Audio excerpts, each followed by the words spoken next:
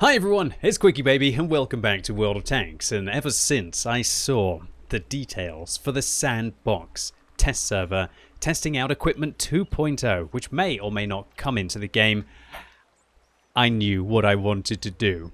I wanted to make the unstoppable Zoom Turtle.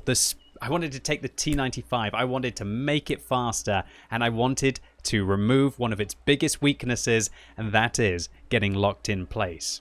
And so, I decided to get rid of the gun rammer, I decided to get rid of coated optics, vents, I decided to get rid of all of those, the toolbox, well actually maybe not, maybe I did decide to get rid of the toolbox, get rid of all of those meta picks, and instead try and play around with the new aspects of the Sandbox test server to see if we can make something that's truly monstrous.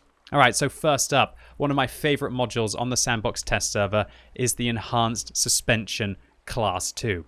What this does, if you put it into the survivability slot, which the T95 actually does have, is it will increase the load capacity. No one really cares about that. However, plus 65% to suspension durability. So that means that the enemies are going to have to shoot our tracks more with larger caliber guns to be able to take them off in the first place. Secondly, it will protect us from a little bit of ramming damage or suspension damage during impact. Now, no one's really going to be ramming this vehicle and we're not going to be driving recklessly. However, it will also improve the suspension repair speed by 20%, but it does have an effect as well. Look at this. Fully restores suspension hit points after you repair the tracks. And so that means that after our tracks get knocked off, i.e. they've gone red, usually when we repair them, they go back to being yellow, and they'll be easier to be able to knock off again. With the enhanced suspension equipped inside the survivability slot, that means that we are going to be able to repair the tracks completely to 100%, which will make them even more tricky to take off. The next thing that I'm going to be using is an improved to a spare parts kit. And this will provide a 45% repair speed bonus. And I can put it in any slot as it is an improved piece of equipment that will cost you bonds. I think you may see where I'm going with this. But also on the T95, yeah, I don't think that 20 kilometers an hour is quite fast enough for this tank, so why don't we instead put an equipment additional forward transmission, which will improve the top speed limit of the tank by 5 kilometers an hour, meaning that the new top speed limit of the T95, boys and girls, which I'm dubbing the Zoom Turtle, is 25. That's not bad for a tank which used to go at about 13 or 14 kilometers back in the day. Man, when I first played my T95, this thing was a slug. On the Sandbox test server, it is now going pretty much twice as fast. To round that all off, I'm going to be using a large repair kit as well, which will further improve the speed of module repairs by 10%, and also a directive, which improves it once again by 10% more. And so this means that we've got plus 65% repair speed, plus 20% to suspension repair speed. So in theory, we should be repairing our tracks 85% faster, putting them back to full health, as well as also them having 65% more durability in the first place. Yeah, I think you see where I'm going with this. Let's test out the unstoppable Zoom Turtle.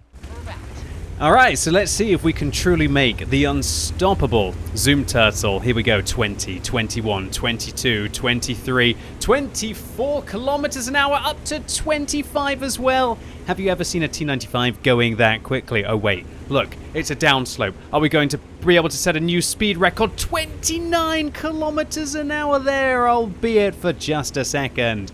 If you do boost the engine power of this thing, if you use something like a premium consumable like 105 octane gasoline, which increases the engine power by a subsequent 10%, yeah, this thing can really move. Now, of course, I decided I had to embellish my tank with a whole bunch of motifs, right? We've got the British flag on the butt, right? But American flags all over the top. So, yeah, I think I've got this thing emblazoned up. We've got the, at least, well, the freedom on the top, and I guess the oppression on the rear, right? Oh dear. Oh my word, I think I just ruined the comments for this entire video. But anyway, let's focus on what's important. And remember that I'm using this enhanced suspension.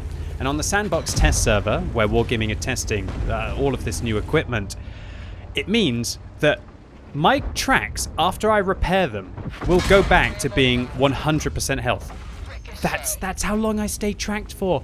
Can you believe it? And that little ting, I believe, means that the tracks don't go back to being half health. They actually go back to being full health. And so I'm just baiting here. I'm hoping the E75, I'm hoping the T95, the Clan Wars reward tank in front of me is going to track me. Unfortunately for me, the Clan Wars reward tank, the fake chieftain, or the chieftain, whatever you want to be calling it, fires in a gold shell there that goes right through the lower plate of the vehicle. And here we go.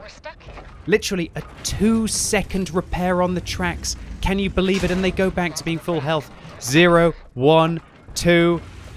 Back up again. This is not me using repair kits. This is the combination of those enhanced suspensions and the toolbox, and using a directive as well on the vehicle, and of course using a premium repair kit, which also improves the repair speed by 10%. I believe it was 10 or 15%, something like that. I can't quite remember now. And I was just laughing at the fact that I've got a British flag on the butt of this American tank. Yeah, here's the thing about the sandbox test server. Quite often I just try to min-max lots of different things about the vehicles. Some of them worked, some of them didn't. I can tell you, boys and girls, that truly this one did. The T95 sped up with an incredible repair speed. You almost don't need to use the repair kit for the tracks. The only reason why I've got the repair kit on this tank is in case I get ammo racked, or maybe I lose my gun, or possibly I could also lose my engine, which would really suck in this vehicle and would defeat the purpose of boosting up that top speed limit to 24 along the flat. This thing was able to get into position faster than any other T95, and it's able to keep moving, to just not get locked in place. And I really feel like with the T95, it's when they get you tracked. It's when they lock you in place. It's when they manage to get the side and they can shoot right through here, going through both the track and also entering the hull, that you're in a lot of trouble. Even with a dead driver in this tank, when I've boosted up the engine power of this vehicle, it doesn't feel too slow. And here again, I'm just trying to get this T95 to just shoot my tracks. Come on, mate. I just want to do a little bit of testing to see whether we can get them back on quickly. He refuses to shoot at us. And unfortunately, because I've sacrificed the med kit on this vehicle, that actually means that we have a driver who's knocked out. Now, if you had a crew skill on your commander called Jack of all trades, that wouldn't be the biggest of deals. And I honestly think the Jack of all trades, if the sandbox equipment test does come to fruition, it will actually be a huge thing for the vehicle.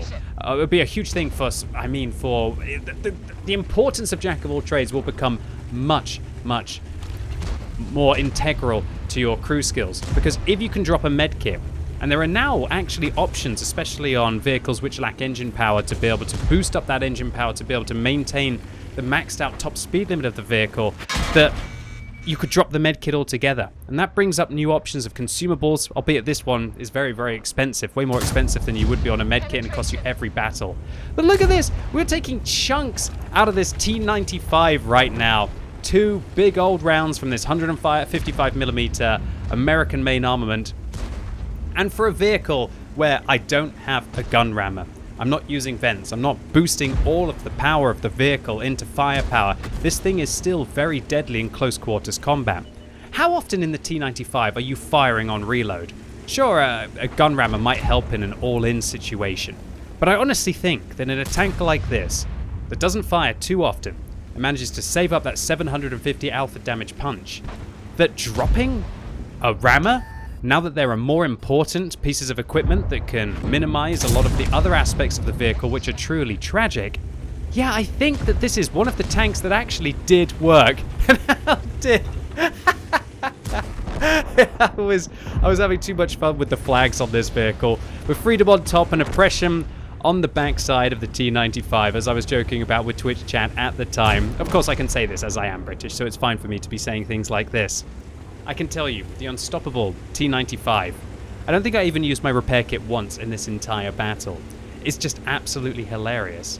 And while I played many vehicles on the sandbox test server where things really didn't work out, the T95 was one of them, where now that I've actually played this thing with a 25km/h top speed limit, and now that I've played this thing with the enhanced suspension that can allow you to just get the tracks back up so darn quickly, I'm really not sure I could go back to playing the T95 in any other way. But I must clarify that this is a sandbox test server. There's no guarantee that any of these features or even all of these features are going to come into the game. But if they do, yeah, I know that I'm going to be setting up my T95 to become the unstoppable momentum that this vehicle has always meant to be. So this short battle didn't quite give us enough time to get an ace tanker for the T95, but we still got a steel wall and a Spartan's medal for ricocheting with less than 10% of our hit points. And we did more damage, pretty much double what anyone else on our team was able to achieve with this hilarious build. With that 65% enhanced repair speed, the 65% suspension durability, and the bonus 20% to the suspension for repair speed, which I guess stacks with the regular stuff, there's no wonder why we were getting our tracks on so quickly, and there's no chance that anyone could be able to flank this vehicle or lock it in place, even if they were using an autoloader. Now, while I clearly had fun playing the T95 in this situation, there were a lot of things about the sandbox test server which I really didn't like. I'm not going to be talking about them in this video, but keep your eyes out on the channel for further releases. There are a lot of things that Wargaming's changes just frankly break. And while we can have a lot of fun playing around with the T95 in this absolutely wacky setup, and all in all, my gut feeling is it's probably going to do more that's bad for the game instead of things that are just good for the T95. Let's put it that way. Anyway, ladies and gents, boys and girls, I really hope you enjoyed this video. If you did, give it a thumbs up, and if you hated it, give it a thumbs down.